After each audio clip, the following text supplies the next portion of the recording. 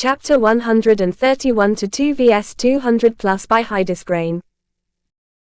Due to his fast mana replenishing speed, Jason decided to fully exert his weightless step movement technique, to charge at his two opponents, which was both at the second adept rank, in addition to the amplification of their beast, which increased their strength to common third adept ranks.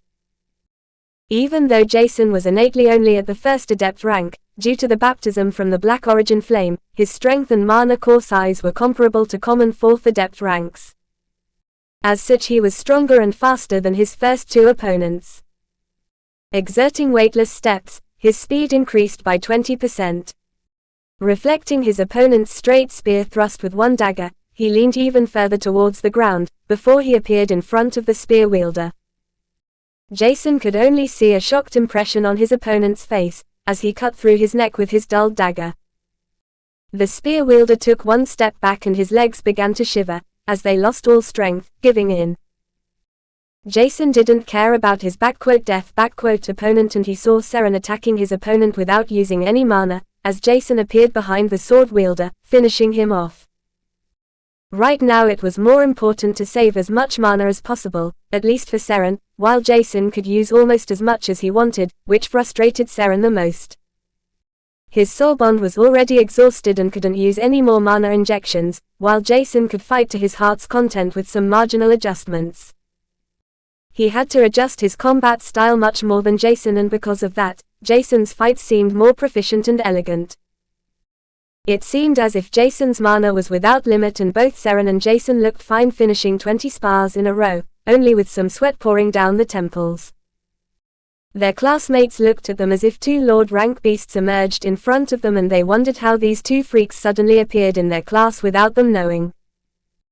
Time passed, and it was only when the 50th spar began, that Jason began to regulate his fighting style a little bit more, while Seren was also visibly exhausted. Suddenly at the 51st spar, Leo Hart and another top ranker of their class entered the combat arena. With their 5th adept mana core and physique in addition to their amplification, they were at the 6th and 7th adept rank respectively, and Jason frowned. "I'll take Urk," Jason said to Seren, who could only nod helplessly. Their combat prowess was extremely good compared to their mana core rank, but even though that was the case, the difference in their mana core rank and physique was still apparent. In addition to that, they already fought 51 battles, if one included their own spar, which took most of their energy. Looking at Till, Seren could only lament in his heart. "What is your plan, Master?" he asked in his mind as the battle began. Leaning forward, Jason shot towards Urk, the student with a mana core size of a 7th adept, as he released a bright red flame that enveloped his whole arm. Urk obtained a fire affinity from a low-evolved beast, and he was extremely proud of his strength. When he was placed in Class 75, his self-esteem seemed to be completely shattered, as he couldn't comprehend this kind of unfairness. Thinking of himself as a prodigy, he didn't even understand that his soul awakening was more likely average, with only 3 vacancies and a single affinity towards fire. The only thing that was relatively good about his soul awakening was his soul energy, but even that could barely count as meeting the requirements.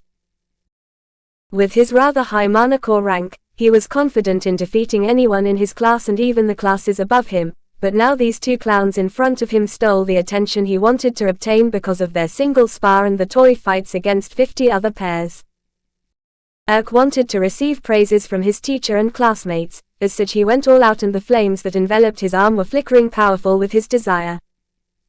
Jason knew that his opponent had a fire affinity, which was at the same time the reason for him to choose this opponent. In Urk's hand was a longsword, one of the most common weapons used by most hunters, and Jason's smile widened, causing Urk to feel humiliated and even more enraged. Throwing a fireball without aiming carefully, Jason evaded it with a jump to the side, which he completed with a roll to stand up directly. With his weightless steps, he was extremely nimble and could evade the relatively slow fireballs from Urk with ease, which enraged his opponent even more. As Jason was only 5 meters apart from Urk, he summoned a wall of fire in front of him, before he cleaved through his own firewall. The firewall should disguise his attack, and this tactic worked under normal circumstances. Unfortunately, This was useless against Jason, who had his mana eyes activated during the whole spar. Seeing the longsword cleaving through the firewall, Jason evaded the attack by leaning infinitely close towards the bottom, not without stopping his charge forwards. The firewall was still standing, even though the upper part was cut and dissipating. Erk supplied the lower part of the firewall with mana because he wanted to have enough time to get into his combat stance once again. How could he have known that Jason didn't care about the low evolved ranked firewall, because he himself owned a Black Origin flame and was resistant to most flames that were weaker than his own? The firewall as obstacle was completely ignored and Jason charged through it while even his hair didn't incinerate, which was an astonishing fact before his dagger cut through Erk's calves. Jason finished his smooth move with a half turn and a thrust towards Erk's neck, which killed him within seconds. Even though Jason knew this fight would be rather short, he was disappointed with Erk's combat experience and stupid tactic, causing him to lament their school's average strength. With some mana left within his mana core, Jason ignored the enraged piercing stare Erk threw towards him, as he charged towards Leo's back, which was uncovered. Only when 2 meters distance was between Leo and him, Jason got discovered when an earth wall erected between them. Seren was fighting with Leo head-on, reserving some of his mana, when his fighting spirit suddenly ignited once again as he perceived Jason approaching them. He didn't want to wait for Jason, but right when he was about to charge at his opponent once again, Seren noticed that Leo erected an earth wall behind him and a bad premonition erected in his mind. "Don't you dare, Jason!" Seren shouted when he saw golden eyes flashing out of the right side of the wall, with his dagger ready to thrust towards Leo. Seren didn't like Jason earning all the praises and he was only a few meters apart from his opponent. Activating his floating sky movement technique, he appeared in front of Leo without notice, and due to the pressure on 2 sides, Leo was completely overwhelmed as he covered himself with a thick membrane of earth. Unfortunately, this was relatively useless, as Seren activated his sword technique, cleaving apart the earth wall, before Jason appeared below Seren, thrusting out with his dagger right into Leo's chest, killing him. Jason and Seren won another battle and they smiled exhaustedly, even though Seren was pissed, which he displayed by punching Jason on his shoulder with some strength behind. "Don't steal my prey," he said, laughing lightly when they went back to the starting position. There were still more than 50 battles in front of them, at least as long as everyone wanted to fight them, which they didn't hope. After fighting against Leo and Erk, that were among the top 5 students within their class, the others were all rather demotivated and nobody wanted to fight them with the exception of the other top students that wanted to regain their reputation. Suddenly they saw Seren taking out 2 red-orange reagents. While he gulped down one, he gave Jason the other one, which caused them to doubt the fairness of this battle. Lamenting to their teacher, the only response these top students received was, "Before you show me that you are capable of sparing more than 50 spars without taking a single energy replenishing reagent, you guys better stay quiet." Quote. This statement caused the stirred up mob to quiet down instantly, without anyone complaining about Jason and Seren anymore. Jason was glad to get an energy replenishing reagent from Seren, as he himself did not have any potions, which was somehow frustrating and had to be changed soon. Gulping down the liquid, his energy replenished extremely fast and he felt extremely vigorous in a matter of seconds. The same could be said for Seren, and the top students looked at them with fear, even though their strength was higher compared to the 2 youths. Till saw this and said, "I increase the reward for defeating Seren and Jason to 100 lace points while holding out for 5 minutes will be enough to obtain 50 lace points." This statement caused many youths to look at Seren and Jason with even more greed than before, and it didn't matter if they lost, as long as they survived 5 minutes they could earn 50 lace points. With this small fortune, they would be able to purchase a new combat technique or similar rare items in a much shorter period. Entering the combat grounds one after another, Jason and Seren gave Till an annoyed stare. If glances could kill, Till would have died a few hundred times right at this moment. In the end, they could only sight as both made themselves ready to continue their spars. Chapter 132 Artisan Tower by Hydesgrain. It was already evening when the last spared were fought, and Seren already gave Jason another 2 energy replenishing potions, as their fights seemed to become more exhausting after the rewards were increased. Both couldn't even move anymore, even though their mind was still working on full speed. While they replicated the fights, they underwent, laying on the ground. Without the ability to move anymore, that was the only thing they could do, as their mind was the only thing that seemed to work. Recreating their fights was one way to improve one's combat experience, and Jason thought the 100+ fights he went through today increased his observance and minuscule movement by a large margin, while he got the hang of his body after he received the baptism. Overall, not only his strength increased thanks to the baptism, but also his mana circulation increased by a lot, which enhanced his techniques proficiency and even his passive mana replenishing and absorption, which was done by his sub-area. This overjoyed Jason, but he could barely force a smile on his face. Till released the other students from their torture and they could go home, while he picked up Jason and Seren as white golden manifested on his back. He brought both of them back home, while Seren was dropped off at a large mansion where a maid already waited for them.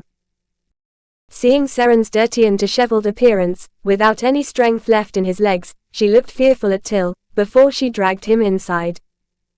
Jason looked at Till, who was deep in thoughts, and before Jason could say anything, Till said, "I assume you are now Shane's disciple. You don't have to answer, but keep in mind that this decision is an extremely dangerous one. Consider that you could also pull in the flays with your decision. Have you ever thought about that?" Till said with a serious tone, and Shane had completely forgotten that he could have drawn the flays accidentally into the fray, causing his face to sour. He had only thought about himself and didn't know what he should do now. But everything was already done and he couldn't really change it. The only thing that he could do was to ask his masters about this matter, as he didn't want to see any of the flays injured because of his misdeed. Jason nodded seriously before he barely opened his mouth, trying to change the subject. What happened to the school mission and so on? Can I still receive some lace points for the goblins and stone weapons with runes on them? Quote. Till looked at Jason with a perplexed expression. You want to talk about that? Isn't the protection of the flays more important?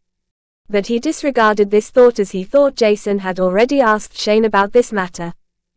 As such, he answered, "You'll still receive the same rewards as before. The only disadvantage is that the stone weapons with runes on them are worth slightly less compared to before, and the same can be said for the protection pendants. Nevertheless, you'll still receive a fortune for them because most runes inscribed on the stone weapons corroded thanks to the poisonous rain cloud the guards summoned.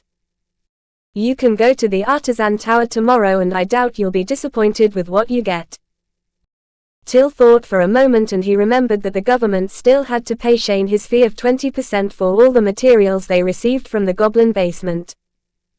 "Please tell Mr. Blair that he should tell us where we should send the star notes and credits towards. We received quite a lot thanks to him. Unfortunately, Syros City is still standing firmly, even though we had many casualties." While they were flying, Jason also remembered that Shane had to receive his commission from the Goblin basement, but he thought that sending it to his bank account like Shane wanted was too suspicious. As such, Jason thought for a moment and said, "Give me the star notes and credits in a spatial ring. And please don't try to find his base. My eyes can see GPS devices and so on easier than others." Till nodded nonchalantly, but he had to acknowledge that Jason was definitely not stupid. The fortune Shane would receive was humongous, and even he had to say that he was jealous about it, but there was nothing one could do. Shane Blair saved the whole island in the end. Old Drake would have been killed and the whole city annihilated. Even though he was on Asterix, he could barely kill the Goblin King, and to be honest, he could only find him thanks to the device Mr. Blair lent him. Otherwise, the Goblin King would have probably strengthened himself even more. "Mr. Grile, can I receive my lace points also from you? I don't want to go to school tomorrow morning, and the Artisan Tower is quite a distance away from school." Quote. Till was thrown out of his thought, and he only nodded because there was no reason to decline Jason's offer, and only a minute later, he landed in front of the Flay's house, where he dropped off Jason. They exchanged the Goblin soldier, Goblin Mage Apprentice and Hobgoblin corpses won the street, which was weirdly eyed by his neighbors before Jason received a notification on his quantum bracelet.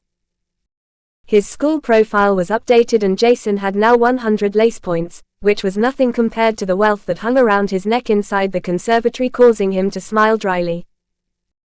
His quantum bracelet was also completely overfilled with inscribed stone weapons and forging materials, but he was reluctant to sell them forging materials because he would so learn how to forge soon enough.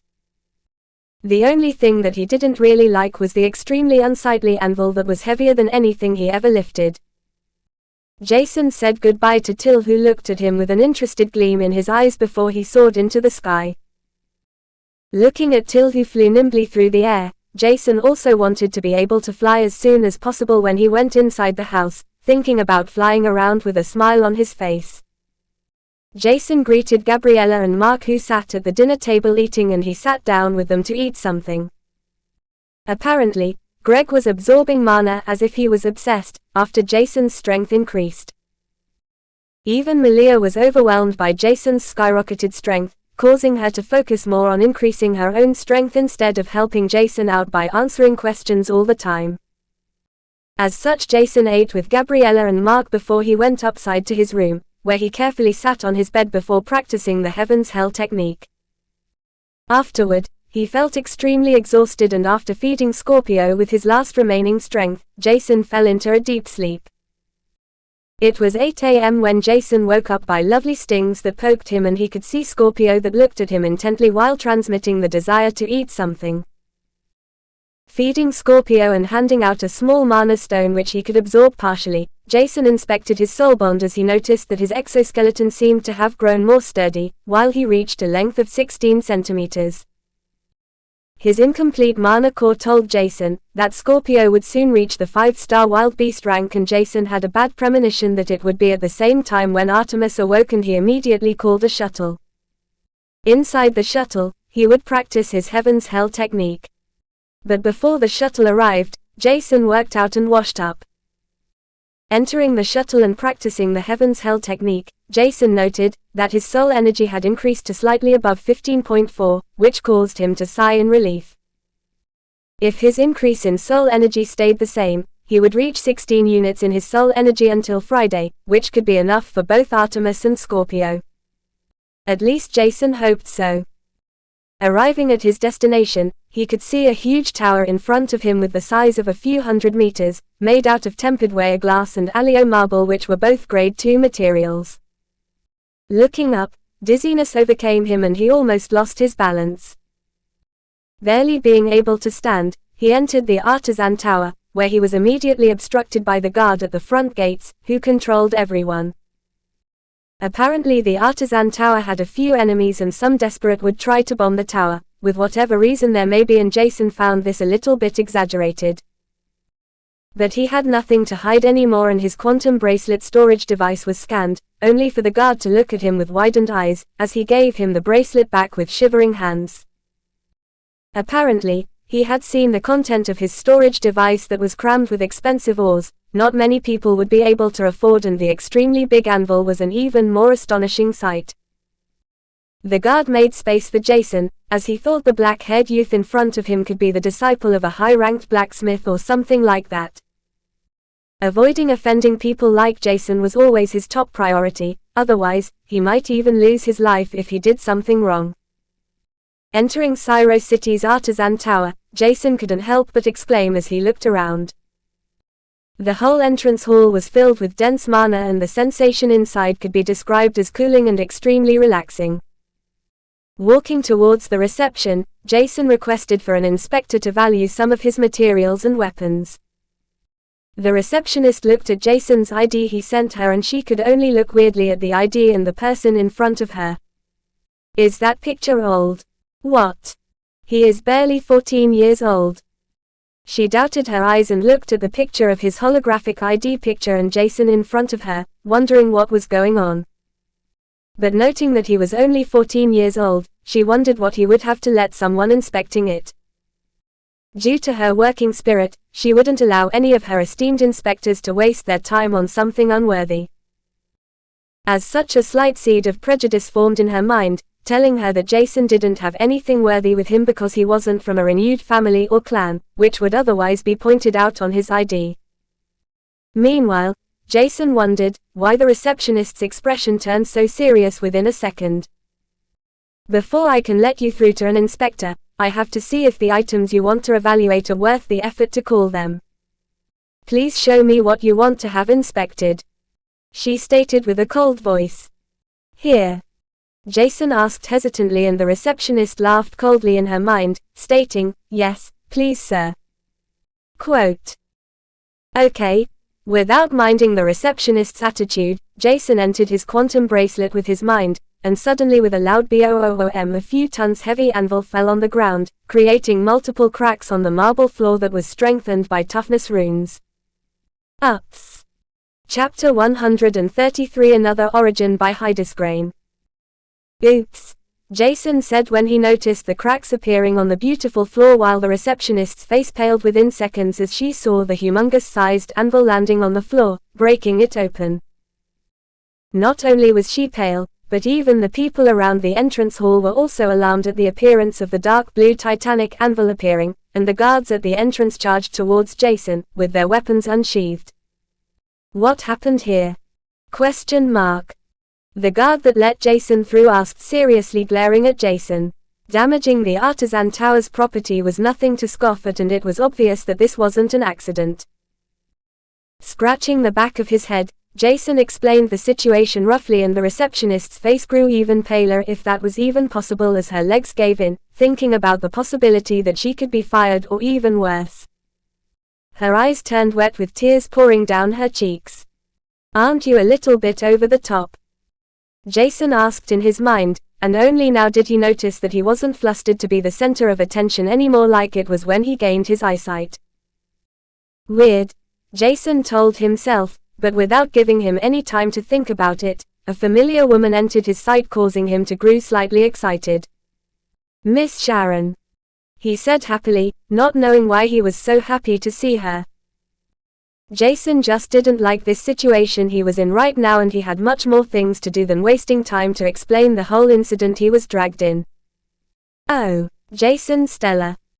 Antalya remembered the youth that topped all basic artisan exams with flying colors, even though he only learned for a week, and a weird shining light appeared in her eyes. What happened? She inquired, and Jason summarized what happened, which caused her to look at the receptionist weirdly. Antalya knew this receptionist for a few years, and she was always extremely ambitious, and from her knowledge, she roughly knew that the receptionist didn't want to bother the artisan's inspections too much if it wasn't necessary, and most of the time she was right, but apparently not this time. Sighing, Antalya said, "It's okay, Sarah, just don't be too ambitious next time. If something like that happens ever again, even I can't help you out," before she ignored the crying receptionist on the ground, as she looked at Jason. "Follow me." Turning around, she walked toward the elevators, and Jason had to quickly envelop the anvil with his mana before it was stored away. Afterward, he looked one last time back at the guards and the crying receptionist with slight pity in his eyes, before he rushed after Antalya.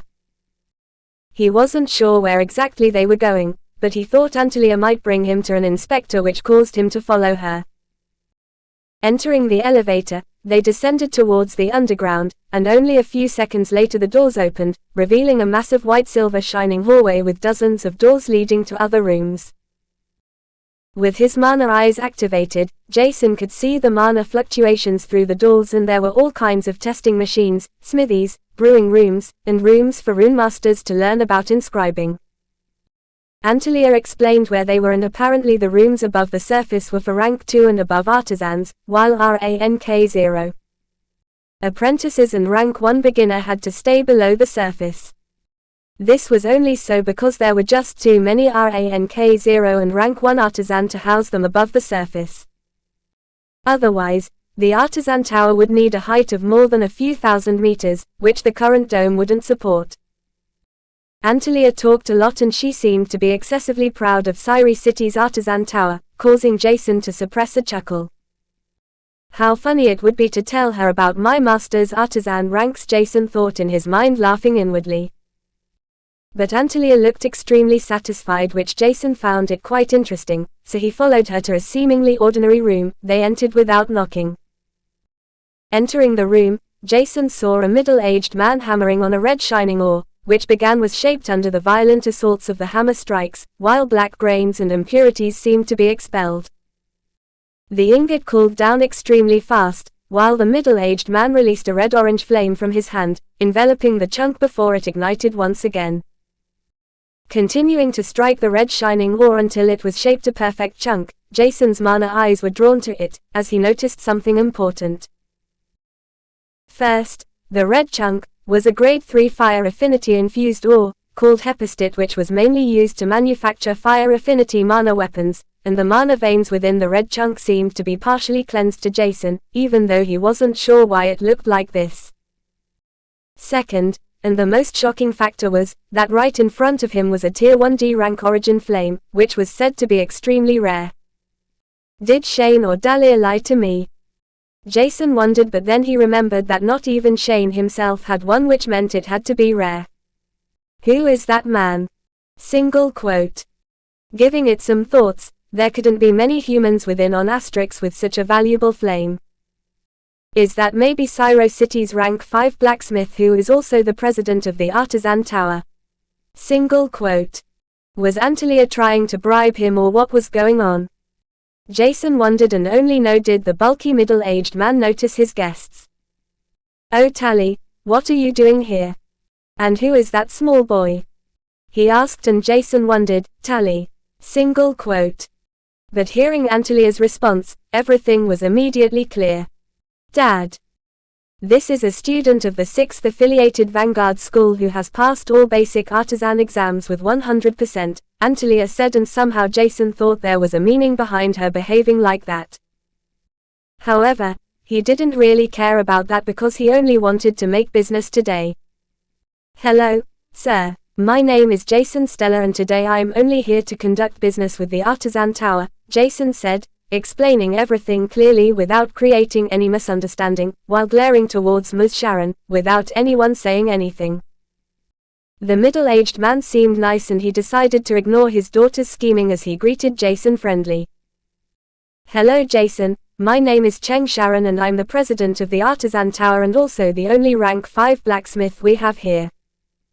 Cheng's smile seemed genuine, and Jason shook his hand with a bright smile, and Cheng could hardly contain to comment on his looks. "Pretty. Are you sure you're a man?" he asked, causing Jason to frown. Since the baptism, his skin seemed much smoother, and if his facial features weren't sharp, one would think he was a flat-chested woman, which was not what he wanted.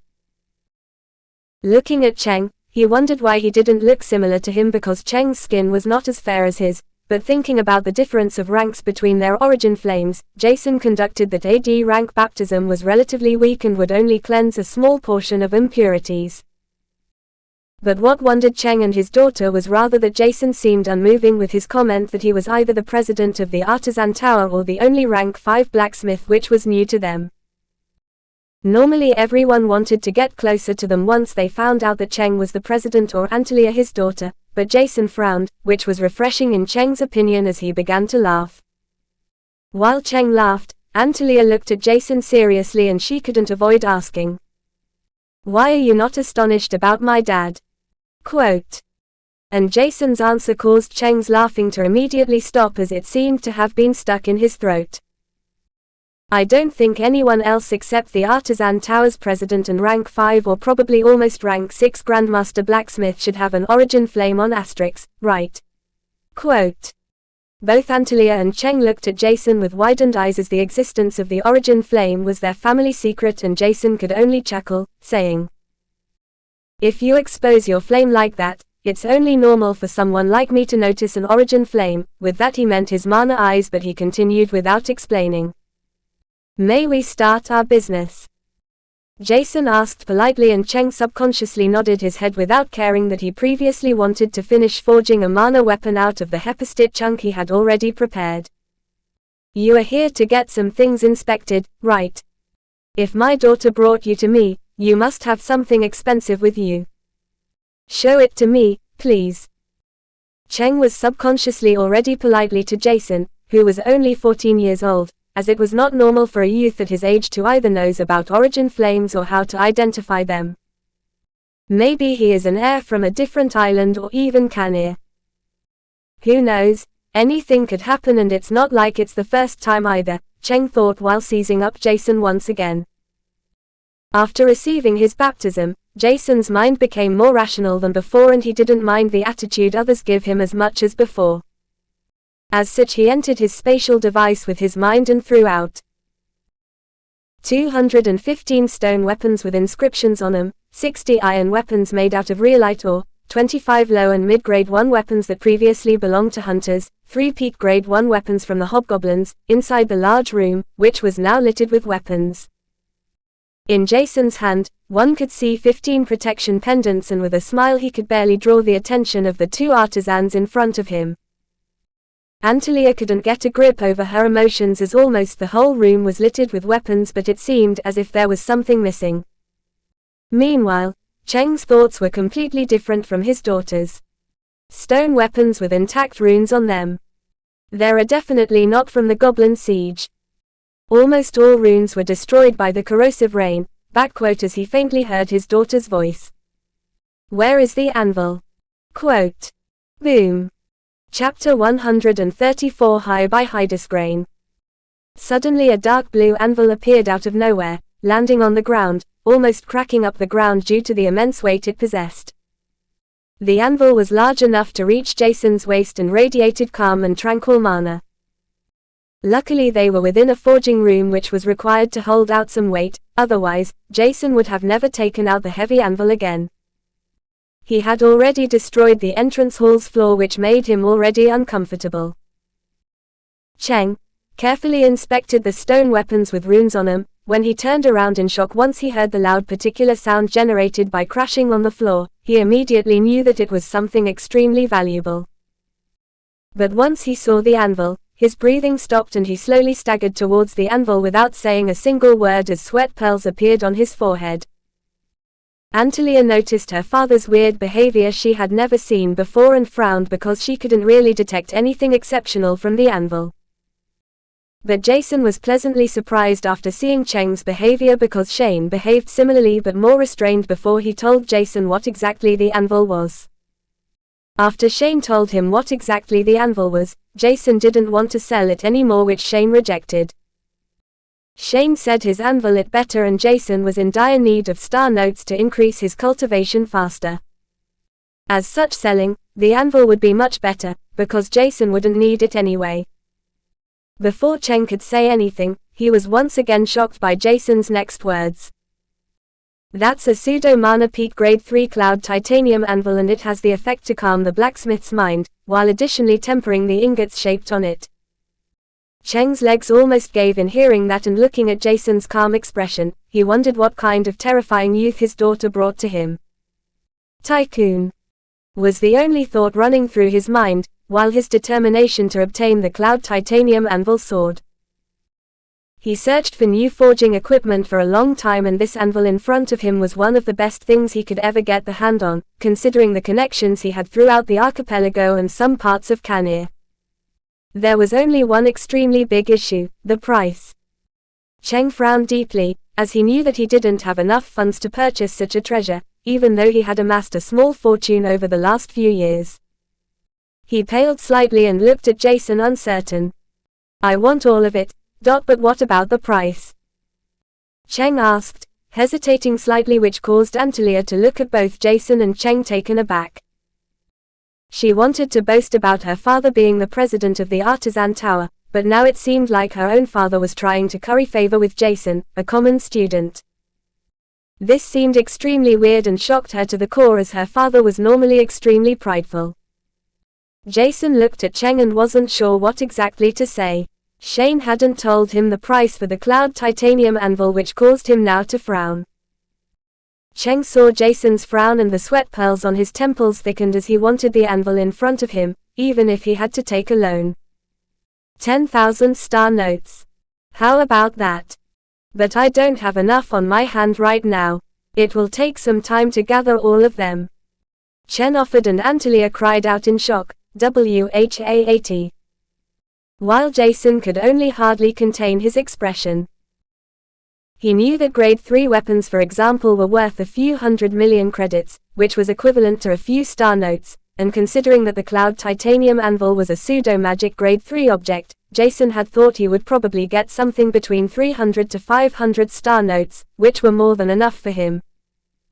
But 10,000 star notes, that were 1 trillion credits, and Jason's eyes bulged unconsciously, thinking about this fortune, and he could only look at Cheng with shock. No, Jason could only faintly say, which caused Cheng to look even more desperate. How about 10,500 star notes? I don't have more, even if I take a loan. But Jason had to regain his senses before he could say, no, 10,000 star notes are more than enough, but can I exchange the star notes with other necessities? Jason asked, also beginning to sweat. What was the use of a fortune, if he couldn't purchase anything in bulk, which was quite difficult as a common student? Considering this, Jason had to use Cheng as his sole connection to obtain things. Cheng's tension slightly eased up. Yes. That's definitely possible. Please state what you need. But Jason's mind was almost empty, and he couldn't really think of much, what he needed right off the bat, when a few materials appeared in his mind.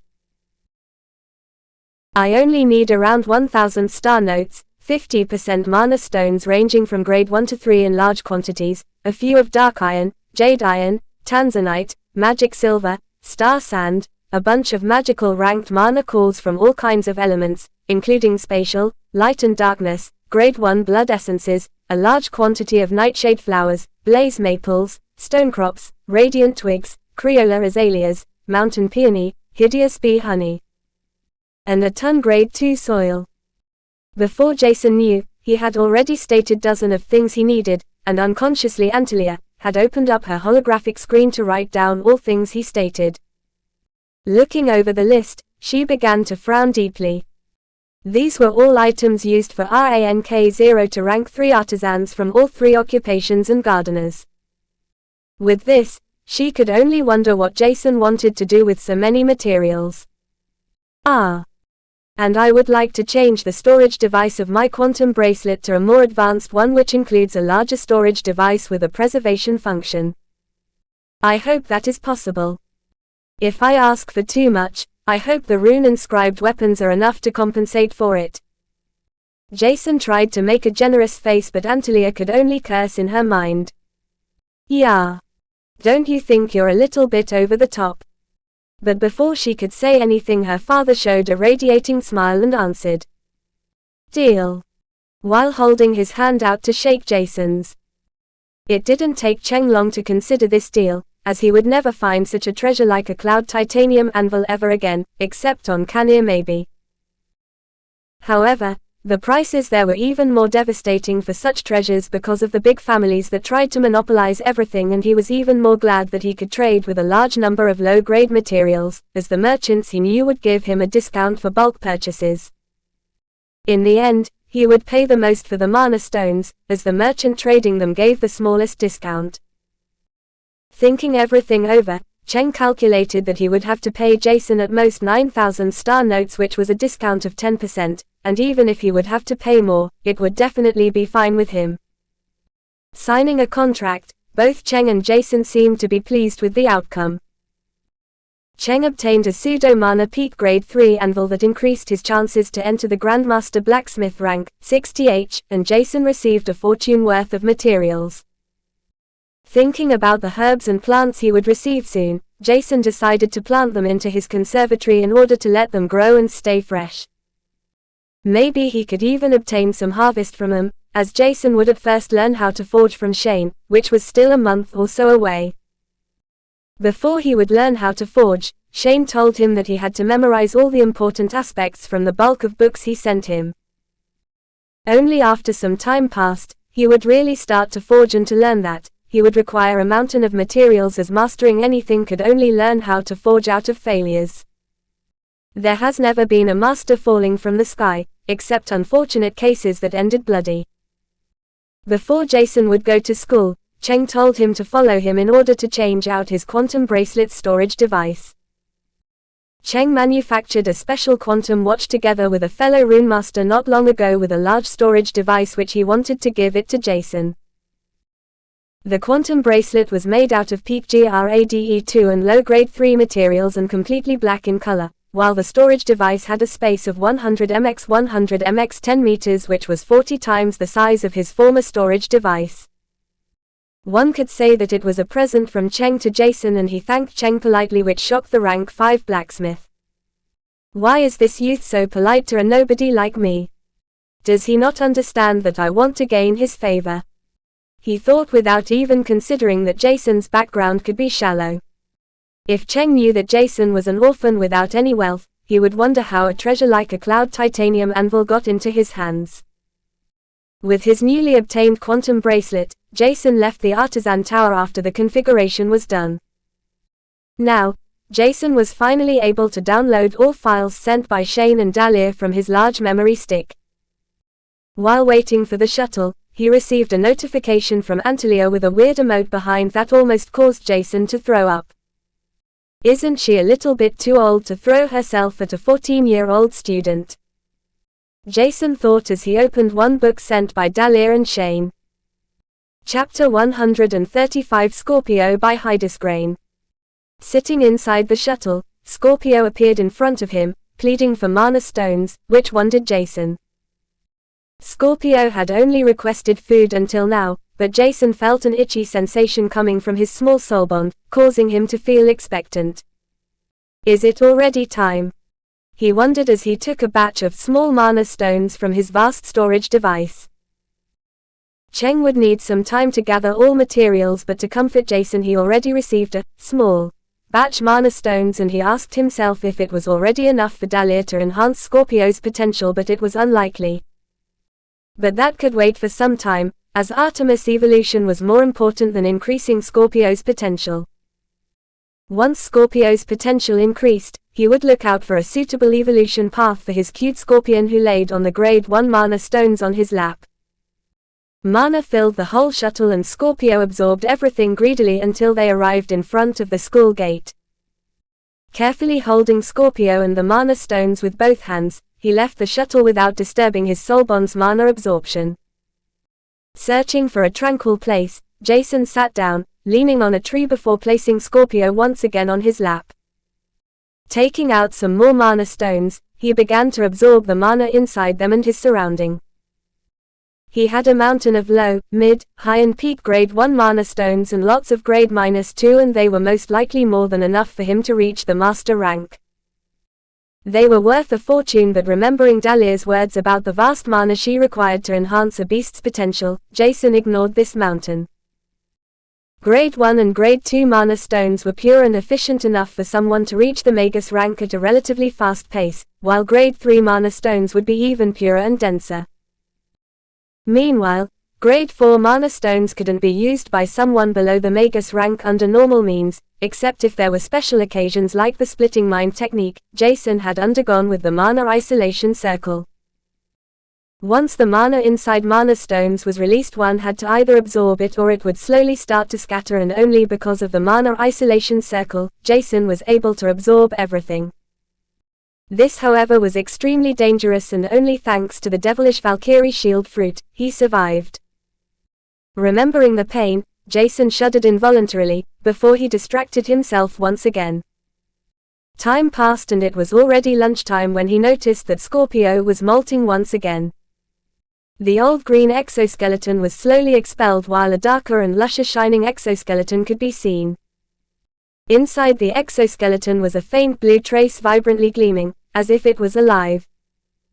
Scorpio's length increased to almost 18 centimeters, and sensing through his incomplete mana core, Jason ensured that his soulbond reached the 5-star rank. Its exoskeleton was tougher and larger compared to the previous one, and Jason thought that Scorpio might grow a little bit more, considering that the size of the exoskeleton had enough space for slight growth.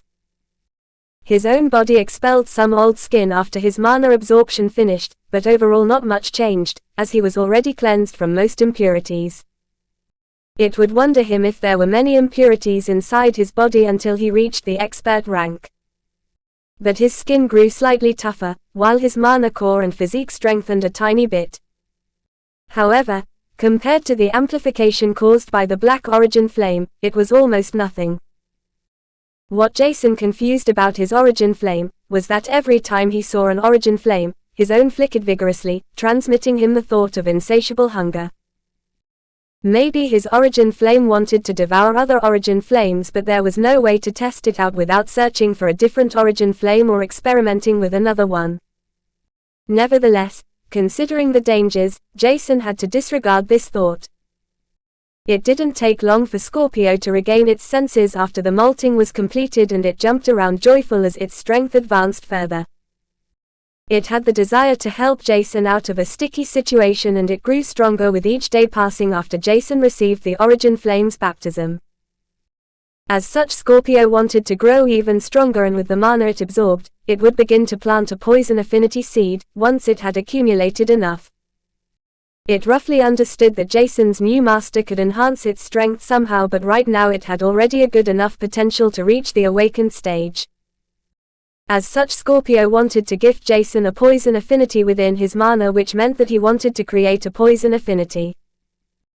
Without knowing how long it would take, Scorpio clung onto a mana stone and continued absorbing it, without caring about Jason, who looked at Scorpio confused. "Are you becoming greedy?" Jason wondered, but it couldn't be considered bad if his soul bond was ambitious.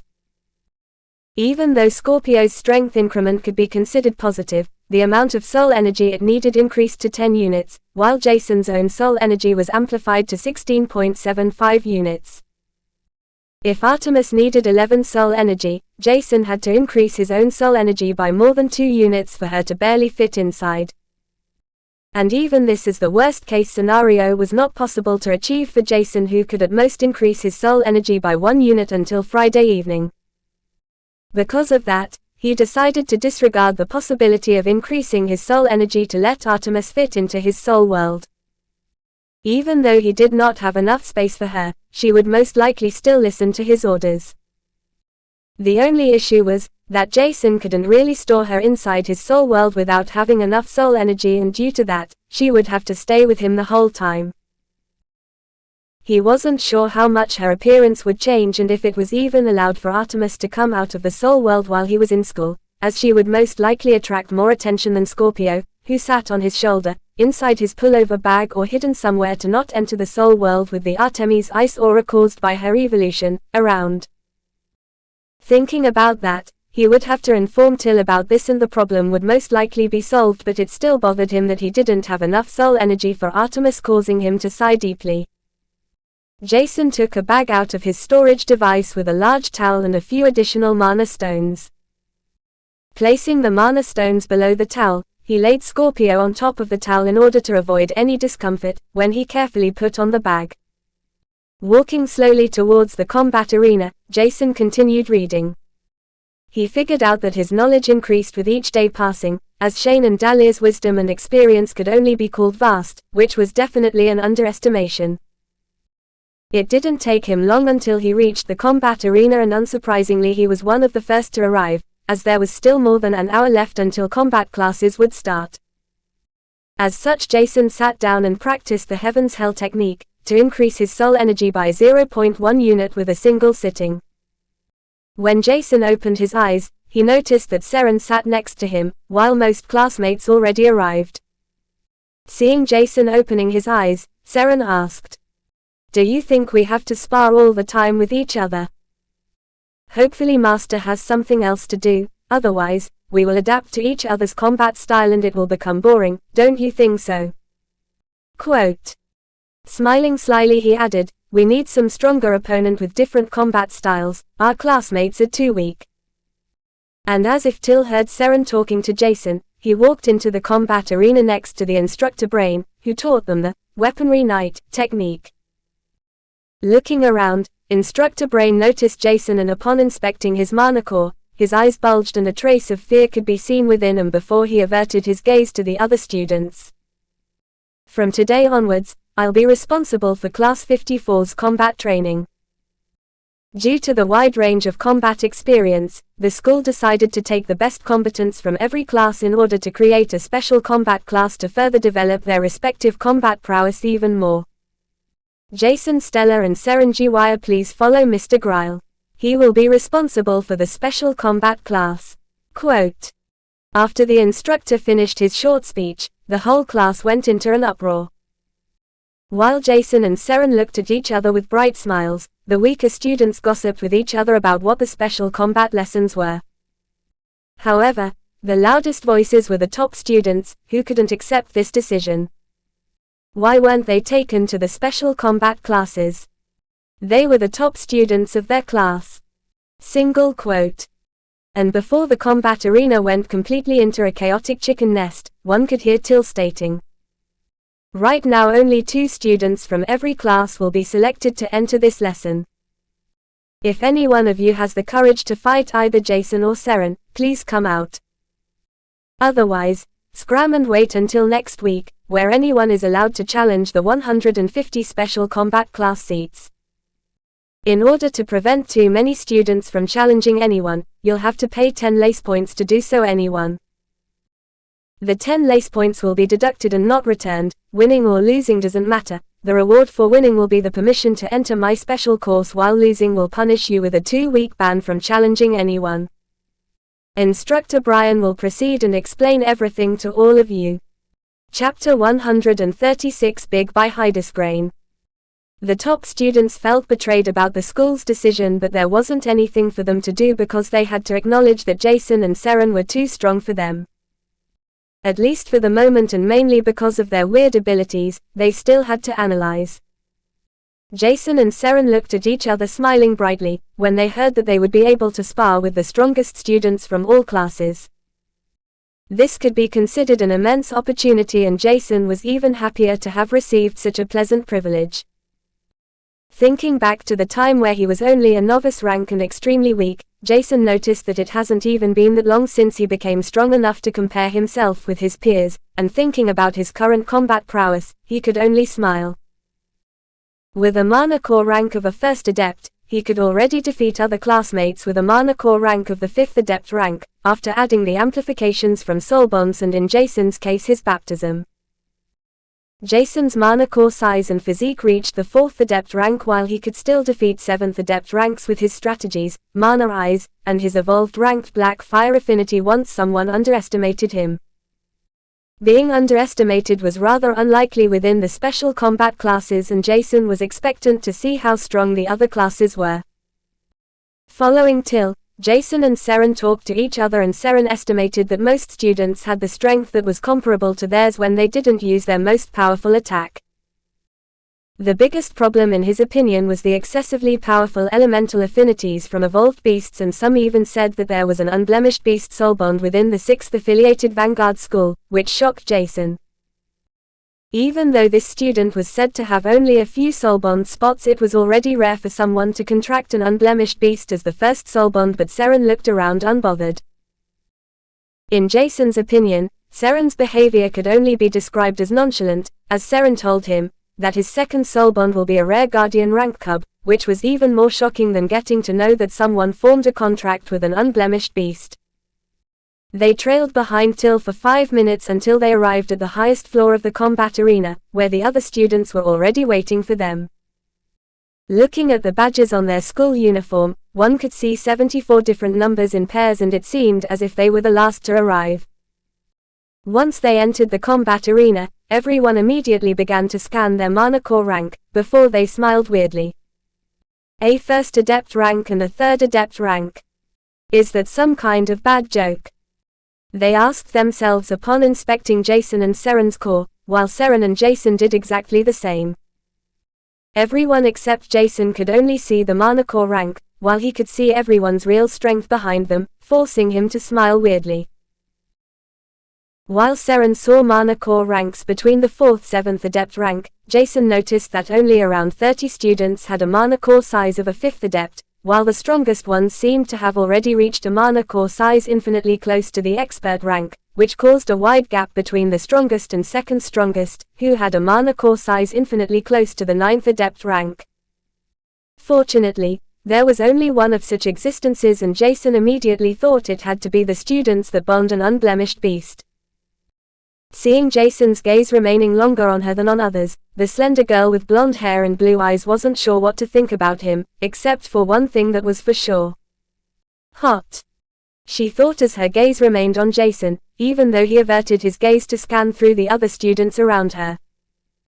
Jason was astonished to see that the top student of Class 1 was the blonde girl with her slender build, but her mana core size spoke more than 1,000 words.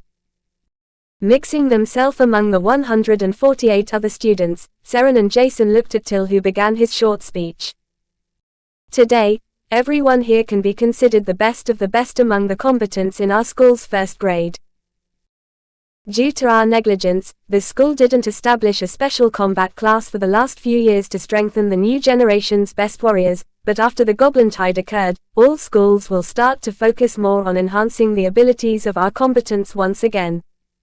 This is the reason we founded the Special Combat class. In this Special Combat class, everyone will fight against each other and learn about all kinds of combat styles firsthand, while we will focus on learning a variety of tiered techniques. The school will provide a large number of techniques in order for everyone here to increase their strength by a large margin, but don't think everything is free. You'll only be able to learn these techniques as long as you remain in the Special Combat class, which means once someone who aspired to enter the Special Combat class defeats you, your permission to read the technique will immediately be removed. Some of you may question why we give out tiered martial arts skills, and the answer involves multiple reasons. First, we obviously want to strengthen the next generation to prevent any accident like the Goblin Tide to happen ever again. We already suffered enough through the last few months with too many casualties during the Beast Tides, like it happened in Jiro and Syro City. This could have been avoided, and the government grants the schools a small fund to help out with increasing the future strength of Asterix. As for the second reason, the 3 big schools and the government decided to hold a tournament after the new year starts, which is only 100 days from now on. With this, the big 3 want to motivate everyone to strive for more, as the rewards can be considered huge. To simplify it, among the rewards is a piece of peak grade 3 equipment, pseudo mana low grade 3 equipment, and even soul weapons and armor, high quality fruits to increase one's soul energy, impurity cleansing fruits, and even some that increase the affinity towards a certain affinity. But that's not it, and there is much more, which has been provided by the Drake family to strengthen our newest generation. These items are not even commonly found on the other islands, and one could say that some of these rewards are even rare on Canir. In total, 3,000 students of every grade will be able to participate in the tournament, while 1,000 spots belong to the Vanguard School. You all may think that every branch will have 150 spots, while the main school has 100 spots, according to the student ratio attending the schools, but that is completely wrong. Right now, only students from your own school can challenge you for the special class spot, but 1 month from now, even the other branches and the main school students will be able to challenge you. In order for everyone to understand the strength of the Vanguard main school's first graders. Right now, within the main school, more than 500 students have reached the 8th Adept rank, and among them close to 100 students have reached the 9th Adept rank, while a few ascended to the Expert rank. Including their soul bonds, one could estimate that around 1,000 students with a mana core size at the 9th Adept rank exist within the Vanguard School. 900 among these 1,000 will challenge you, if not even more, and you'll have to either win or fight desperately in order to participate in the Big 3 tournament. This may be shocking, and to be honest, even I'm baffled, because such high mana core ranks were rarely seen in the archipelago when I was young. Humanity's strength is increasing with each day passing, as Argo's mana increases slowly and the resources it creates become more, increasing the chances for youth like all of you to ascend into higher realms in a shorter amount of time. What this means for everyone is clear: most of you are essentially too weak, and in 2 months we want everyone to give the best to become stronger. If each of you wants to keep the spot within the special combat class, everyone has to give 150% for the next 3 months until the tournament starts. Everyone has been sent a special permission key to the quantum watches and bracelets. Once you get challenged, a signal will be sent to you and both will have to meet up inside the school. The time one can get challenged is only within the combat class lessons, otherwise, it would be extremely difficult to find a time where one can meet up, and additionally, it would be unfair to send someone a challenge at 2 a.m., right? That's mainly it. Everyone is already granted permission to access all kinds of techniques, but keep in mind that once thrown out of the special class, the access to these techniques will be locked until one can defeat someone else from the special class, retrieving their seat. Strive for more and keep becoming stronger, that is my wish for everyone, and don't let your butt kicked by someone else. Quote. Till ended and the whole surrounding seemed perilous quiet, while Jason and Seren looked at each other. Right now they could barely defeat someone at the 5th Adept rank with their soul world amplification, and the main Vanguard school is said to have some powerhouses this year from all kinds of hidden clans and families, and they owned strong techniques as heirlooms, like Seren's family had. But this didn't mean that both of them were discouraged. It was only a new challenge for them to show the determination and ambition which increased even more. Chapter 137 Kneel by Hydesgrain. Seren didn't need any combat technique, as he was already his quantum bracelet was filled by hundreds of techniques he received from his family, and only his weak mana core rank prevented him from learning them in depth. But for Jason it was entirely different. He only had tierless foundation techniques, an all-rounder tier 1 weaponry knight technique, and the only special technique he had was weightless steps. As of now, Jason could only use tier 1 techniques for a long-term fight, without injuring himself, which was the reason for him to pick two particular tier 1 techniques for the beginning. Transient Strike, a tier 1 technique focusing on a single strike, to kill one's enemy without much effort. Hazardous Assassin, another tier 1 technique with multiple sequences used to deal heavy strike towards the enemy with 2 daggers. Both techniques he picked out increased his offensive, and the only reason for him to do so was that he already knew shallow tierless defensive techniques he never used during a fight. In the end, he used daggers to fight, and it would be considered dumb to deflect blunt weapons and greatswords with a dagger. As such, he wanted to focus on his speed and attack in order to prevent landing into the position to defend against anyone.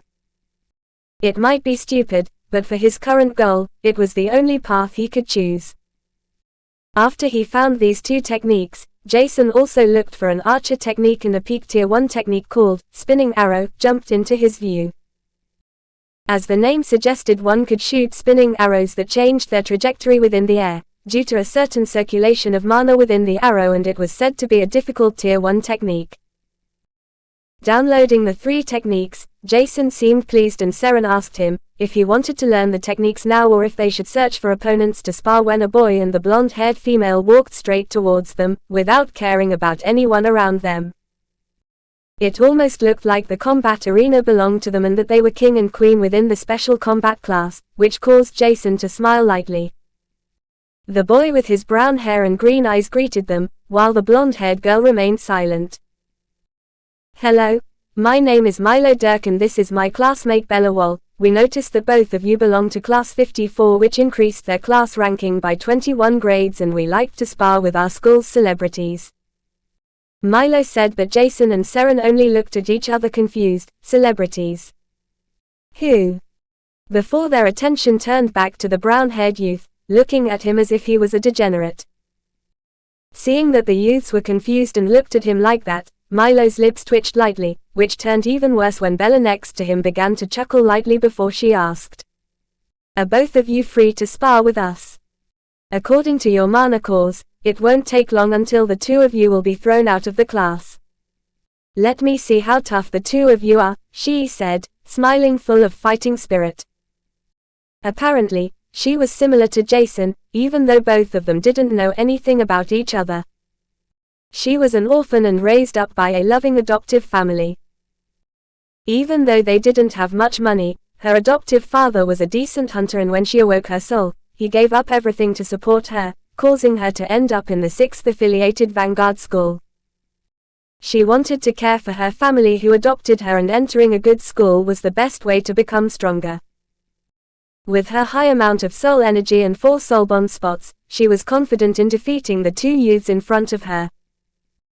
It was said that Class 54 was the most dangerous among all classes, because of two recently emerged freaks that defeated everyone within their whole class during a combat lesson, and she wanted to find out more about them.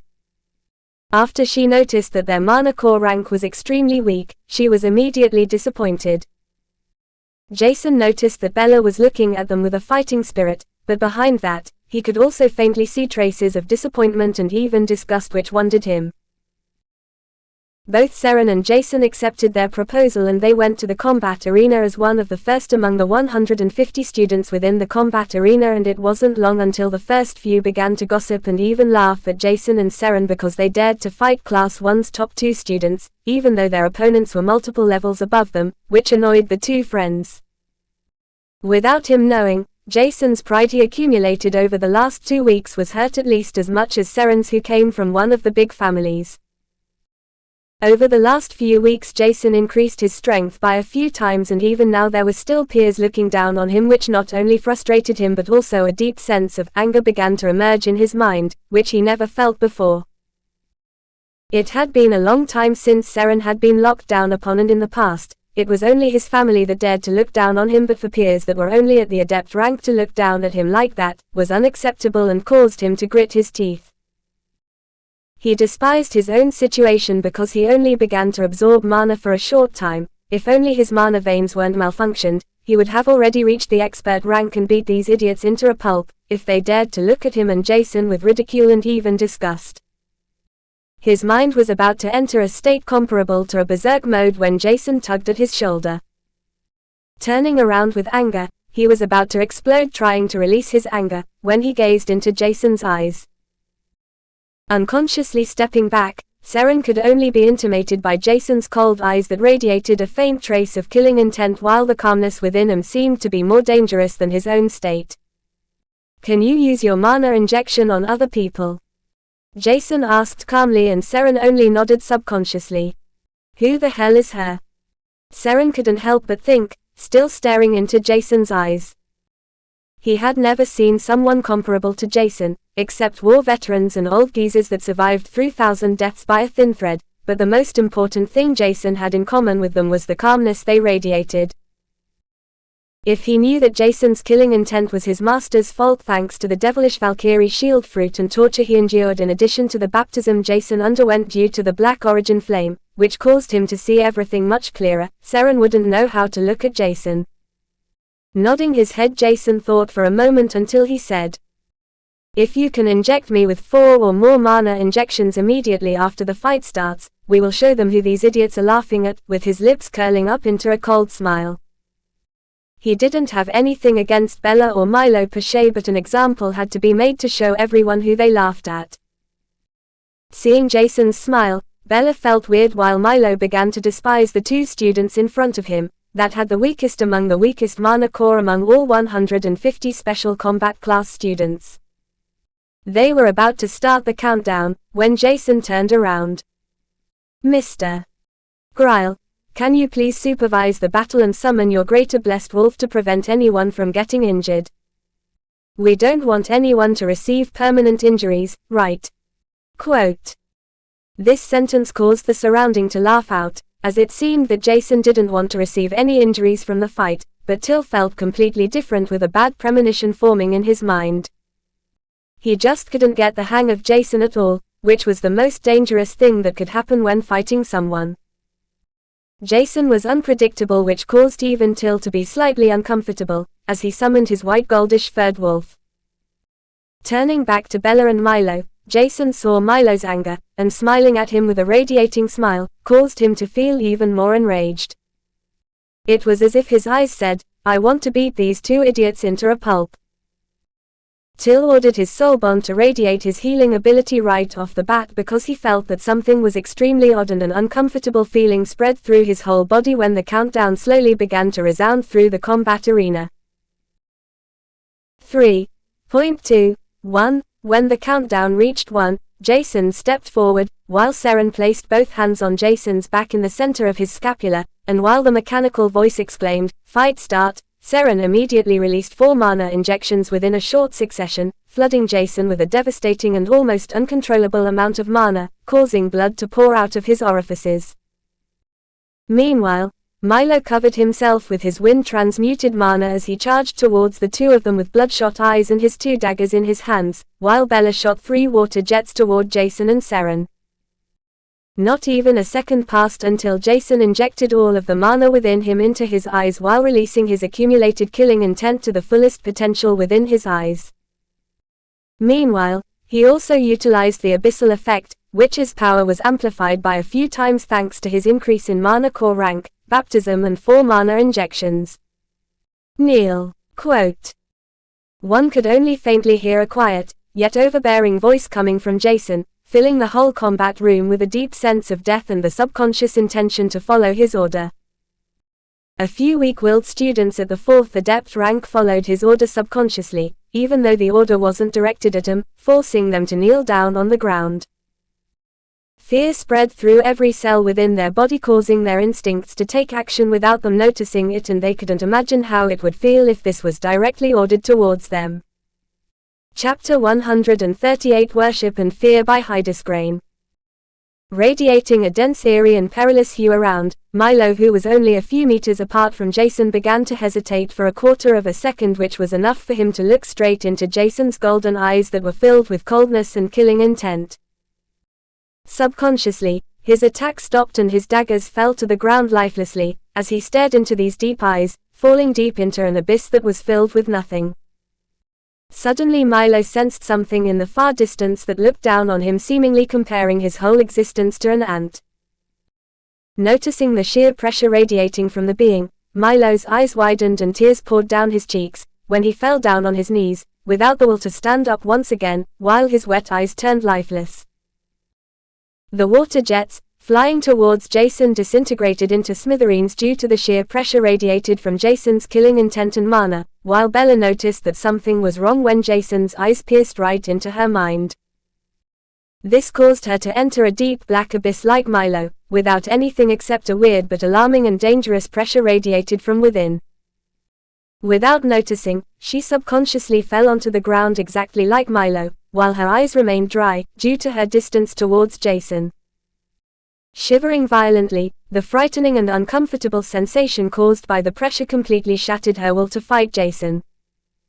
She only dared to look at the bottom, not even daring to try looking into Jason's eyes due to fear, and a small trace of reverence emerged within her without her knowing. What happened a moment ago was deep imprinted into her mind, causing a deep fear against Jason to appear.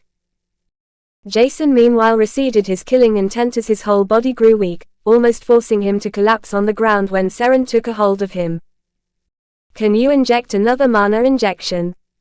Jason's weak voice could barely be heard by Seren, but he only nodded and injected Jason with mana. After receiving a full portion of mana, Jason immediately circulated around his body and partially into his aching eyes. Standing firmer on the ground below him, Jason looked around and sensed that almost everyone was looking at him, or rather him, which was weirdly enough not as uncomfortable as a few months ago. The only problem was that they looked at him as if he was a monster that cultivated itself a human body, trying to invade mankind. Nevertheless, behind the apparent fear these top students felt, there was also a deep sense of worship to the strong. Defeating the 2 top combatants from Class 1 as a first Adept rank was definitely more than any one of them could do. They already had problems overwhelming either common students 1 or 2 levels above them or stronger students with the same mana core size. Jason's achievement broke their worldview completely, and the only thing that reassured them was his exhaustion, which could be clearly seen by everyone. While the classmates outside the sparring grounds looked at Jason with awe and fear, Milo and Bella had pale faces. While Milo fainted, Bella was still looking at Jason with fear as a quiet "St" could be heard. Since Bella entered the 6th affiliated Vanguard school, she never even looked at the students in lower classes and focused only on herself in order to become stronger in order to enter the main school. However, this black-haired youth in front of her should only be a first Adept rank from Class 54, causing her to grit her teeth. She was terrified. If more youths like Jason existed, why did she even try to become stronger over the last few years? Bella mastered many tierless combat techniques, increased her mana core rank as fast as possible in order to earn some pocket money by hunting stronger beasts, and after her soul awakening, she was not only admitted to a branch of one of the best schools on Asterix, but even her soul bond was special. And now this feeble youth in front of her beat her within seconds by a single glance. She couldn't accept it. Trying to stand up, she pushed herself from the ground and was about to stand firmly on the ground, when her vision blurred, causing her to lose balance before she fell back to the ground. Till was already acting, when he felt the deep sense of killing intent in addition to Jason's eyes ability, causing even him to hesitate for a millisecond. While rushing towards Milo and Bella, Till was deep in thoughts, thinking that Jason's eyes couldn't only be mana eyes. Was his background a lie? Is he maybe? No. Otherwise he would never accept Shane as his master. Till regarded Jason as mysterious, which he found uncomfortable, and even more so because his disciple and Jason seemed to have a proper friendship. Milo and Bella were taken out of the combat area by Till while Jason received help from Seren. Once they sat down, nobody dared to come closer to them while they were only looked at like zoo attractions. Jason decided to ignore his peers while Seren didn't even notice them to begin with because he looked at his friend as confused as the others. Even though he stood behind Jason, rather than being invaded by Jason's killing intent, Seren could only feel a hunch of awe when the mana inside Jason surged out from an unknown ability, which most likely came from Jason's special trait. Because he didn't want to inflict the killing intent into Seren, Jason could barely prevent it from surging into his friend behind him. This caused the overall killing intent to weaken slightly, but the results were even better than Jason expected. While Seren looked at Jason, he was thinking carefully about his eyes ability and how far he could go with them. Jason wanted to participate in the Big 3 tournament and receive all kinds of rewards, which was more than enough reason for him to have one or two tricks in his sleeves which were definitely not bad, and his Black Origin Flame could be considered one, as it was already as strong as a mid-late evolved Fire Affinity. But his eyes ability seems unstable, without injecting a little bit of killing intent into them. And killing intent couldn't just appear like that, at least for now.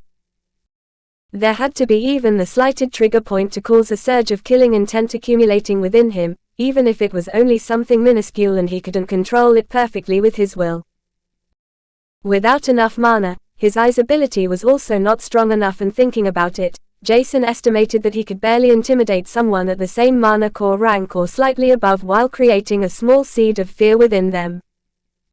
To accomplish this, he had to inject all of his mana inside the ability, which would almost completely destroy his combat prowess, as fighting without mana was not the best thing one could do.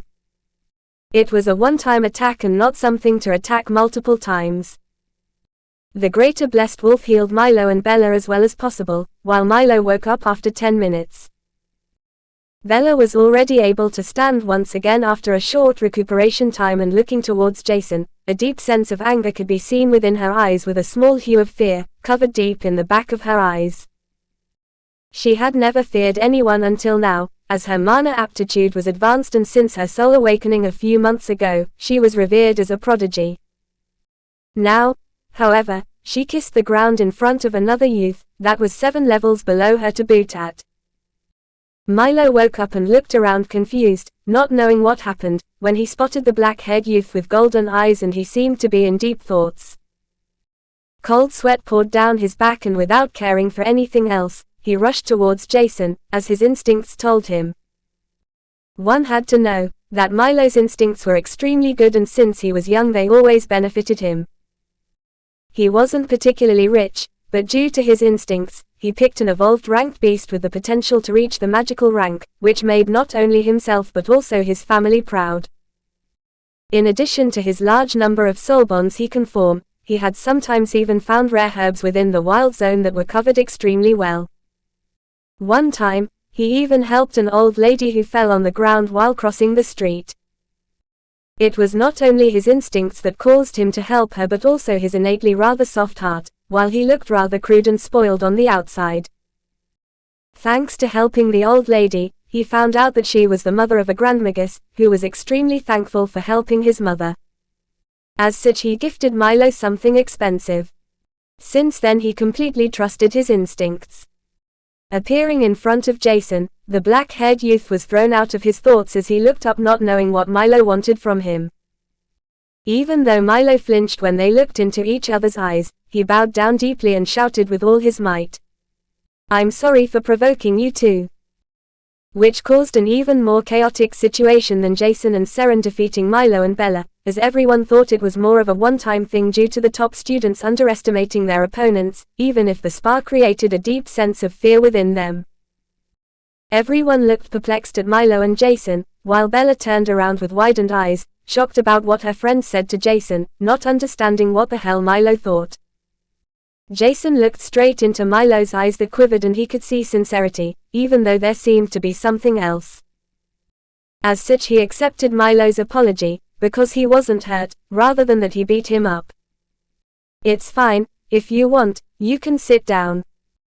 He didn't care about Milo at all, but it was only weird that he seemed to have accepted the abyss ability from his eyes rather easily, compared to Greg and Leo Hearth, which wondered him. Without further ado, Milo followed what Jason said, and Seren's thought seemed to turn even more complex, noticing that was he a king in his former life? Quote. Chapter 139 Artisan by Hydesgrain. Jason was way too exhausted to continue sparring, and nobody dared to come closer to them, even though Milo was looking around foolishly, while Bella looked at him like an idiot. There was nothing for Jason to do, except watching some spars in front of him, and while observing them he tried to passively gather mana while his sub-area did the same. He wanted to figure out if he could stack the passive techniques' effects and increase his mana gathering and absorbing like that. If that was possible, he could exert much more mana during a fight without worrying about his expenditures. Furthermore, he could increase his absorption effect without wasting much time and increase his mana core faster. Jason was already close to breaking into the second adept rank thanks to his cleansed body he received from the baptism, and it would only need a few more days to reach the threshold. With the mana stones he received, he was confident in breaking through multiple times in the next 3 months until the Big 3 tournament would start, and the only thing he had to take care of was not to be seriously injured or something similar like that. It didn't even matter if he would be thrown out of the special combat class for a few days, which was not that unrealistic, considering that there were thousands of students alone in the 6th branch school. In the hope that rumors about him would spread, Jason had to defeat Milo and Bella in an extremely terrifying manner. He was confident that there were already rumors spreading around him, as the last 300 years were not only the age of the mana outbreak but also a time for technology to develop even further, thanks to the seemingly infinite mana supply. Other than watching spars, Jason figured out that from his combat experience alone, he was definitely more profound than them, with the only disadvantage being his non-existent proficiency with affinities and his own Black Origin Flames affinity usage. This would give his classmates a large advantage, even though his combat prowess in every other aspect was better thanks to Greg and Seren's constant help as sparring partners. He wasn't sure what to do with Milo, but time would tell him, and he didn't want to waste time thinking about that for now. Before he went home, Jason decided to tell Mr. Gryle about his situation with Artemis and requested permission to let her enter the school grounds and the combat arena because he had to enter the combat area every day thanks to the special combat classes and the upcoming challenges. Till only nodded his head, without caring much about it because such a request wasn't an exceptionally rare occurrence on Canier's high schools, before he messaged the principal of the affiliated school. While the principal only looked at the message with shock, both Jason and Till weren't aware of what they did to the unfortunate principal, who had never seen such a case from a first grader in his whole career. If old Drake heard this, he would also be astonished about Jason's soul bond evolving after a few months already, even though he was rather tolerant to shocking news, but fortunately, he was the principal of the main school. At the Flays, Jason saw Greg and Malia, and both looked like they were beaten into a pulp, causing Jason to run towards them. Upon figuring out that they also entered the special combat classes of the grade, Jason began to laugh for a few minutes. Even though Jason laughed, he was extremely astonished to see Greg obtaining a spot in the special combat class, and it looked like he fought with all his might, which Jason admired. And only now did he also realize that Greg broke into the 4th Adept rank, which was probably thanks to the pressure he had to overcome during his fight, which was something to celebrate for. Considering Greg's classmates' average strength at the 7th Adept rank, the top students of his class should already be at the 9th Adept stage. Adding a low, mid-evolved beast to his calculations, Jason calculated that Greg must have defeated someone with an expert rank physique. How the hell did he win? Jason asked himself, but how should he know that the reinforced horned bull unsealed a part of its hidden bloodline, enabling it to increase Greg's physique by a few levels for a short amount of time? Only due to this berserk skill, Greg called it later, was it possible for him to barely enter the combat class ranking. Meanwhile, Jason's thoughts. There was still the possibility that Greg's class had only weak combatants or was filled with youths playing Loki, but considering that it was the main school and checking Greg's injuries, that looked extremely serious even after Gabriella healed him, showed his will to enter the special combat classes. Jason could only nod in admiration as his view about Greg changed somewhat. Malia looked better than Greg but still injured, with her burned clothes and disheveled hair. Apparently, she also fought the top of her class to enter the special combat class, and considering that she was already in the top 10 classes, it was even more difficult for her, even though she was already at the master rank as one of the only ones. Her being at the master rank was also the reason that she barely defeated her opponents, as her combat prowess was rather bad compared to real prodigies in Asterix.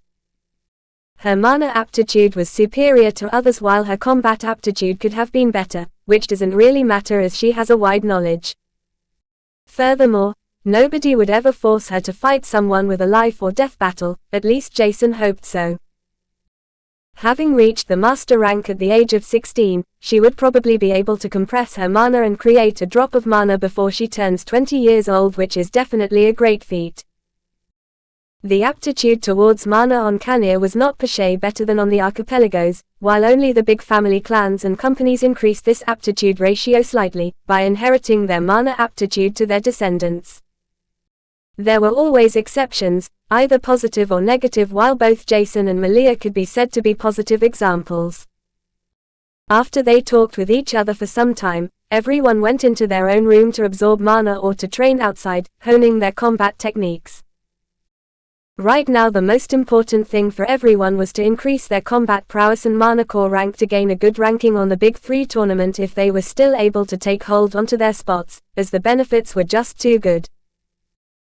Jason wanted to break into the 2nd Adept rank before Friday, or rather before Artemis finished her evolution, and because of that, he took out a few mana stones to actively absorb mana, before he took Scorpio out of the bag with all the mana stones within. Some of the mana stones lost a little bit of their luster, but Scorpio's mana absorption rate was much slower than Artemis and his own, causing Jason to place Scorpio next to him before he began to absorb mana for the next few hours until he switched to the Heaven's Hell technique. After finishing the 5-braided soul energy helix, Jason was once again awoken, which leads him to absorb for another few hours mana. He knew that the practical artisan exams would start tomorrow, but he wasn't even the tiniest bit worried, as he knew the crux for most of the basic things to do thanks to the books he started to read. Jason hoped he would be allowed to forge a graded weapon instead of some basic things which were almost worthless. In addition to that, he was expecting what kinds of herbs he would receive to concoct a potion and what type of rune he would have to inscribe to pass the exams. But somehow, Jason had a bad feeling that he would be disappointed tomorrow. Reading the few dozen profound books with thousands of sites each in addition to Shane and Dahlia's teachings would probably be much more helpful than the rank 3 and rank 4 lectures he would be able to attend. Jason had 2 monsters as masters. After memorizing the books in his memory chip, he would finally be able to learn something from them, and Dahlia could maybe even increase Scorpio's potential once they meet again. As of now, Jason was forbidden to contact them, as a kind of motivation or punishment, which he couldn't really understand. The only exception was if something urgent happened or he finished memorizing all books. This was some kind of passive torture to him, and he lamented about this a lot, before he washed up, changed his clothes, and went into bed. Waking up early in the morning once again thanks to Scorpio stinging him, Jason finished his morning workout, washed up, changed into his uniform, and ate something for breakfast when his shuttle arrived. Inside the shuttle, Jason practiced the Heaven's Hell technique like always, and noting that he reached soul energy of 17.1 units made him joyous, even though it wouldn't be enough for Artemis. Inside school, he received the location for the practical test, and it was in a small extra building that looked like a miniature artisan tower. However, in reality, it was probably only an exquisite warehouse, as he noticed that the forges he could see were portable and quite advanced at that. The interior of the large hall they were inside was crude, and if Jason was not wrong, nobody cared about this building as cobwebs and could be seen everywhere. Jason smiled weirdly as the contrast between the high-technology advanced forges and the whole building seemed to have an intentional effect. They tried to increase the Artisan Tower's reputation, even though some of their school's teachers looked unpleased. Nevertheless, Jason didn't care either way, and he sat on his designated forge, patiently waiting for everyone to enter the room. One by one the examiners came inside, and unsurprisingly it was the same blacksmith and runemaster he had seen before, while Antalya stood in front of the once again, eyeing Jason with curiosity. This caused him to shudder, and he decided to ignore the busty woman's gazes, focusing on his forge, when he heard the task they had to accomplish. Chapter 140 Heart of a Blacksmith by Hydesgrain. The bulky middle-aged man was firmly standing on the ground with a straightened back, viewing over the students that looked at him expectantly, awaiting a task to accomplish. Dear students of the 6th Affiliated Vanguard School, today are the artisan exams, and or rather we assume that not many of you have never forged, brewed, or inscribed anything in your life. If you have, congrats, but that doesn't matter to us. The tasks we want to give all of you isn't that difficult. For the blacksmith exam, forge a weapon without completely destroying the ore's mana conductivity. We don't care about the weapon's grade, aesthetics, or anything else. The weapon only has to have a certain degree of mana conductivity and shouldn't crumble under the pressure while cutting the meat of a low wild beast. There is no time limit, but if you want to participate in the other exams, you should not waste too much time, as we only test them today. Ending her short speech, Antalya and the runemaster said something else before they went up the stairs to the floor, where their test would be conducted. Jason sweated under the gaze Antalya threw at him, and he felt extremely uncomfortable when he heard a number of loud bangs where the bulky man stood. Turning around, he could suddenly see all kinds of ores used to craft weapons, while not a single grade 2 ore could be seen. What kind of miracle do they want students to do with these high-quality forges? Most students don't even know how to operate a forge because the provided knowledge is so shallow. Jason wondered. Nevertheless, the ores were worth quite a lot, and the students could take whatever piece they wanted. While the other students rushed forward, Jason activated his mana eyes to conduct a quick inspection of all kinds of ores in front of him. And unsurprisingly, there were many ores with death mana veins inside them, indicating that the ore itself was dead and couldn't be used for forge weapons that relied on mana conductivity to gain a certain toughness and sharpness. Smiling lightly, Jason noticed a few students picking the largest pieces of ores they could see, and among them were dead ores, causing him to frown lightly. Sighing deeply, he looked for a familiar ore, and when he found something, a small smile emerged on his face. Jade iron ore. And a large amount at that. While some of them were already dead, Jason picked out the best one, before he went back to his designated forge. Blacksmithing could be divided into many sections, and they were as follows. The first step was only required if one was working with ores, and the step was called reduction, which was used to oxide the ore, obtaining the pure ingots. This step wasn't that difficult, as Jason knew the exact heat jade iron required to heat up. Too much heat would cause the mana veins to evaporate and die, while the ore itself would just melt. A low heat would be totally useless, as the oxide wouldn't react with the charcoal within the flame to create carbon dioxide, leaving behind the pure metal. Jason was quite sensible to heat thanks to his origin flame, and he didn't even need to look at the panel to know how hot it was when he stopped increasing the heat perfectly. Not more than a few minutes passed before Jason saw the mana veins within the jade iron ore turning slightly yellowish. Taking out the reduced jade iron ore with reinforced tongs, Jason noticed green sparks within the red heated-up ingot. Turning towards the hammer press, he used it instead of hammers to form a chunk of jade iron because he didn't want to waste too much energy right off the bat. Carefully using his feet to activate the hammer press, he used the tongs to slowly form the desired shape of the chunk. Jason had used an especially large piece of jade iron ore because he knew the size would decrease by more than 50% until he had his desired chunk, and without using more precious time, he couldn't bear smelting more jade iron ore. In the end, it wouldn't even matter what kind of weapon he made, as long as it didn't break while cutting some meat. As such, Jason would just make a crude dagger and finish his assignment as soon as possible. Slowly forming the chunk, Jason was eyed from the side because other students thought he was dumb, using a hammer press to make a chunk without damaging the mana veins. However, these students forgot something important, as they would have never thought that Jason did not only save much time, but jade iron was rather resilient towards a violent forming of its mana veins compared to other ingots, causing it to be the best material for beginners to use. Nevertheless, it was still rather uncommon to use a hammer press to preserve intact and undamaged mana veins, but in front of him stood one, and without wasting too much time he reheated the slightly formed chunk until it was close to the melting point, perfect for him to form it. Jason repeated this process a few times before a 15 cm long, 5 cm width, and 1 cm thick chunk was finally formed. 1 cm was perfect for his task, and he went directly to the second step.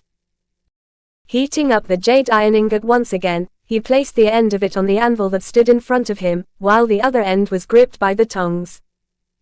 Taking out a rounding hammer, Jason hammered on the corners of the chunk to slowly form the end of the chunk into the shape of a knife point. The round side was supposed to be the back, while the flat edge would become the cutting edge. Reheating and shaping the jade iron chunk for a few times, Jason had to be careful as the chunk was not especially thick and could easily break, but fortunately, nothing like that happened.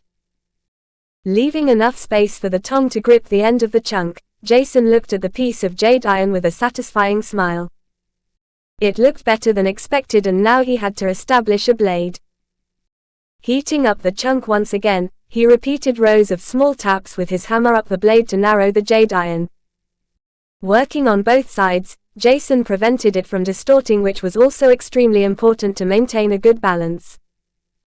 Jason pondered if he should have a distal taper, which meant the blade gets thinner the closer one gets to the tip, but he decided against it because it wasn't necessary for his task.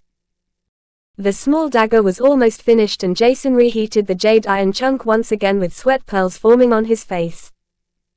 Even though he was resistant to heat, it was still hot and his body wasn't adjusted to the heat, causing him to sweat heavily.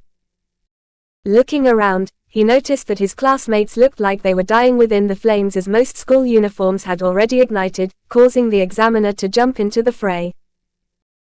Jason had long since covered himself with a fire-resistant robe and face protection to prevent any kind of accident to occur, even though his fire resistance was superior than the flame in front of him.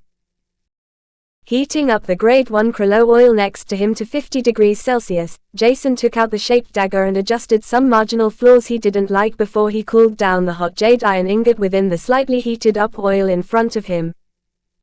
Jason heard a sizzling, and if he didn't know what he was doing, he would be extremely scared, but fortunately, the quenching succeeded. Water would have also worked, but Jason wanted to go sure, as rapidly cooling down the hit chunk of jade iron within oil prevented cracks to appear while quenching, which could happen using water. The chances were small but safety sure, and after the dagger was cooled down to a certain degree, he took it out to reheat and quench it again before letting it slowly cool down in the air to temper it even more. Turning off everything, the flame disappeared and Jason turned away from the smithy to the working bench that stood next to him. Now it was time to sharpen the dagger to a certain extent, and he placed the whetstone he found inside the smithy's drawer into water until he couldn't see any bubbles rising from it anymore, which was the perfect state, before he took it out, laying it on a towel. Placing the dagger on the whetstone, he lifted the back of it by a 20-degree angle, causing the blade to touch the whetstone. Dragging the heel of the knife down and pressing the knife down to the whetstone, Jason had to completely focus on the blade. From the heel all the way to the tip in gliding motion, going back and forth. One side then the other side, and the only thing he had to worry about would be keeping the 20-degree angle while maintaining the same amount of pressure on it. Once the whetstone dried up slightly, Jason applied some water on it before he finished sharpening it on the rougher side of the whetstone. Turning around the whetstone, he watered the fine side and repeated the same process until Jason thought the knife was sharp enough. He wasn't completely satisfied with his first product, but it looked better than he expected, and if Jason knew that his whole procedure was observed by Shane, he would most likely have tried harder.